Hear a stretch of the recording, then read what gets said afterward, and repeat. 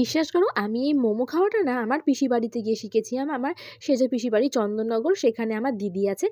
দিদি আর আমি মিলে বাড়ি বেরিয়ে পড়তাম কিন্তু তার বন্ধুদের সাথে কিন্তু সবাই মিলে ঘুরতে। আর সেখানে গিয়েই কিন্তু আমি এই মোমোটা ১ম খাই। আমার মোমোটা এত খেতে ভালো লাগে, যদিও আমাদের ওই কল্যাণী সাইড মানে কল্যাণীর পরের স্টেশন হচ্ছে মদনপুর। আর মদনপুরে যেহেতু আমাদের বাড়ি, ওখানে কিন্তু মানে এখনকার মতো আগে এতটা মোমোর চল ছিল না। বলতে গেলে মোমোর কোনো দোকানই ছিল না।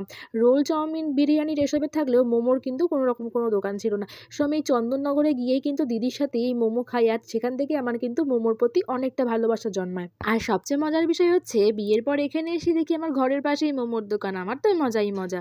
তাও কি বলতো, ওই সবসময় মোমো কিনে খাওয়ার থেকে আজকে একটু হঠাৎ ইচ্ছে করলো মোমো বানানোর। তো সেই জন্যই এখানে কিছু মানে পেঁয়াজ, টমেটো নিয়ে নিয়েছি, একটা কাঁচা লঙ্কা আর একটা ক্যাপসিকাম, সবকিছু ভালো করে চপারে চপ করে নিয়েছি।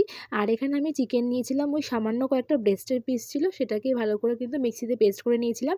আর এবার ডোটা মেখে নিয়েছি ময়দার, নর্মাল যেমন লুচি ভাজে তেমন ডোটা মেখে উপরে কথা ধনেপাতা কুচি দিয়েছি। দেখতেও ভালো লাগবে, ফ্লেভারটাও ভালো আসবে।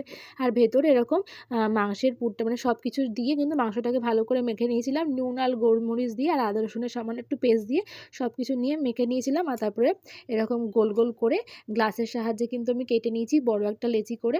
তারপরে তার মধ্যে মাংসের পুরটা দিয়ে মুখটা ভরে নিয়েছি।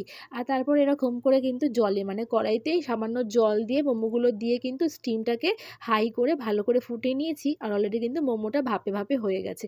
আর এবার প্যান ফ্রাই করবো, সেই জন্য কিন্তু কড়াইতে কিছুটা তেল দিয়ে, সাদা তেল দিয়ে ওর মধ্যে রসুন কুচি আর ৩ রকমের সস, যেমন সয়া সস, চিলি সস আর কিন্তু টমেটো কেচাপ দিয়ে সামান্য জল দিয়ে কিন্তু আমি গুলিয়ে নিয়েছি। আর সামান্য একটুখানি মাংসের পুর রাখা ছিল, সেটাকেও দিয়ে দিয়েছি। আর তারপরে দেখো ফুটে গেলে কিন্তু আমি মোমোগুলোকে দিয়ে ভালো করে নাড়াচাড়া করে নিয়েছি। আর দেখতে দেখো কতটা সুন্দর হয়েছে। আর ব্যাস, তাহলে রেডি হয়ে গেছে কিন্তু আমাদের প্যান ফ্রাই মোমো। কেমন লাগলো অবশ্যই কিন্তু কমেন্ট করে জানিও। যদিও এটা কিন্তু আমার সেকেন্ড টাইম মোমো বানানো, মানে খুব ভালো যে আমি বানাই তা না, কিন্তু বিশ্বাস করে খেতে কিন্তু ভীষণ টেস্টি হয়েছিল। থাকতে না পেরে সবাইকে দেওয়ার আগে নিজেই টেস্ট করে নিলাম, কিন্তু বেশ দারুণ হয়েছিল। টাটা।